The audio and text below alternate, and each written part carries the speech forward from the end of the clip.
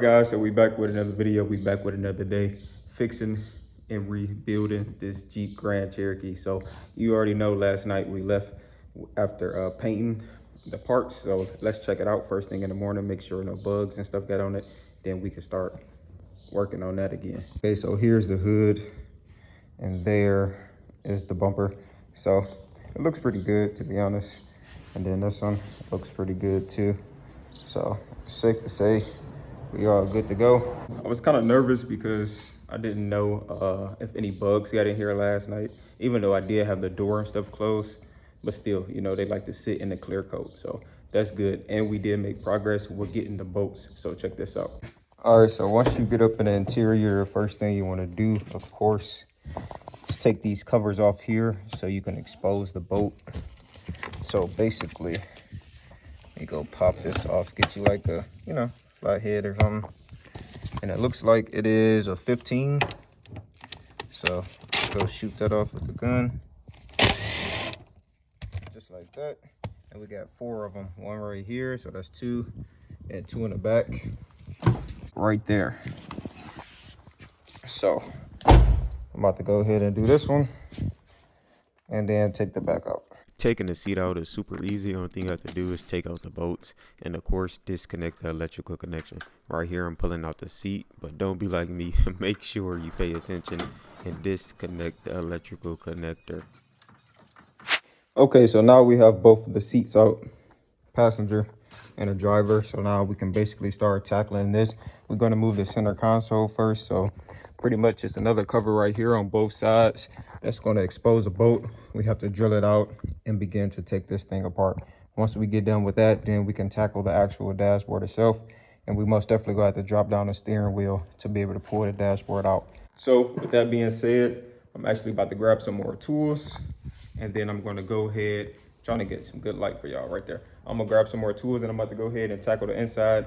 I think it's maybe like a 10 millimeter. I'm gonna grab everything from a 10 to a 15 just so I can have it in the inside of the car so I don't have to keep getting in and out, you get what I'm saying?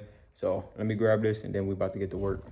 Once again, we have to take out a few bolts, which is not too bad. Once we get done with that, it's a neutral switch that you can push down and put it into neutral. So once we get done with that, we got to remove some more covers, some more bolts, pull the electrical connectors apart, and then that way we be able to lift up the center console.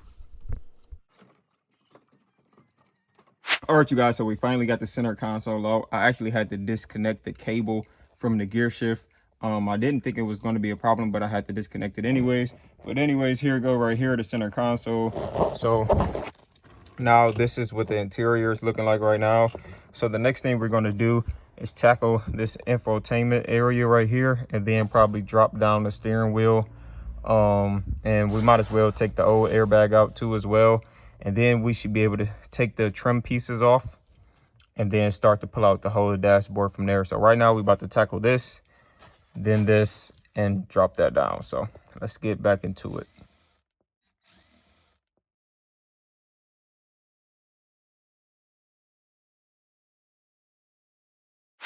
All right, so as you can see, I had to disconnect the battery over there.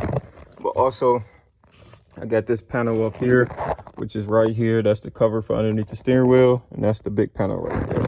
So now we just gotta like 4 bolts in here to drop the steering wheel. I'm trying to find it for you. There you go, right there. So 4 of those to drop the steering wheel down, and then that way we can start taking the dashboard out, which is these screws here. Pretty much all the small ones right here that's holding it onto the car. Now with that being said, I'm about to go ahead and do all of that right now. As you can see, man, I'm sweating bullets, bro. It's low-key hot today. Like, it's usually pretty cool in the shop, but I don't know if I'm just moving super quick, moving and grooving, that it's hot. But anyways, if we halfway through, we're getting the old dashboard out so that way we can put the new one in. I am kind of going, I wouldn't say slow, but I'm just making sure I'm being careful so that way we don't have any mistakes as far as reusing the trim pieces, because we do got to reuse the trim pieces to put it on the new dashboard. So with that being said, I'm about to go ahead and smack this steering wheel out and then just keep it going, baby. So the goal is to get this old dashboard out, put the new one in, and then put the interior back together. But we most definitely got to clean this thing because, as you can see, it got dog hair, and I cannot stand dog hair in a car. So let's get to it. If you've never taken out a dashboard before, don't let it intimidate you. It's really not that hard. You just got to do it. You just got to go for it. I remember it was my first time doing one before, and it really wasn't that bad once you get into the process. So like we said before, you just got to take a few things off. Everything is bolted down pretty much with some screws. Once you get that out the way, you can just pull up. If it's not a screw, it's more than likely a clip, so you can just pop that out. Just take all the connectors out, and then that way you can just have everything off of the actual dashboard. Once you get that done, you pretty much rocking and rolling. So once again, do not let this stuff intimidate you guys. You can do it. If I can do it, it's really not that hard to do. So right now we taking out the radio, just a few connectors. If you cannot push the connector with your finger, use the trick of using a flathead screwdriver. Just press it down real hard with the flathead screwdriver, and then usually 9 times out of 10 it pops off, just like right here. I just used the mini flathead and I popped it right off. Once I got done with that, I got to removing the other trim, which is connected to the vent right there, so you can pull that off. And once everything was done, I pulled out the actual dashboard, and as you can see, this boy was actually in pretty bad condition, but I'm happy we got it done. So we finally got it connected to where we're about to pull some of the core support out. So let me show you how we're about to do it. So basically, you know what I'm saying, we just got it connected with the straps right on the areas that need to be pulled, and we just go F-150 it out. So we're just about to check it out, see what we got, see what we can pull out. We actually got the block right there down at the bottom, and of course I got the parking brake engaged. So we should be good. We don't need that much force, just a little bit, so we can pull this forward, and we should be good to go. I did tighten down the screws up here, the plates that I took apart, so I can put the radiator in. That way it can all pull it together as one. And if not, we could just adjust the ratchet strap up higher so we could just pull it out that way.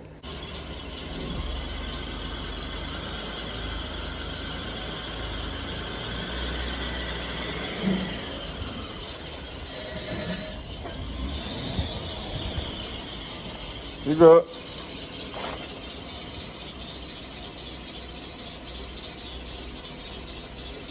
Yeah.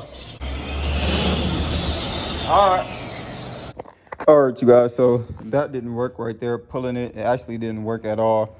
It actually was pulling the truck with it, so that's a no-go. But good news is we finally got the dashboard out right there, as you can see.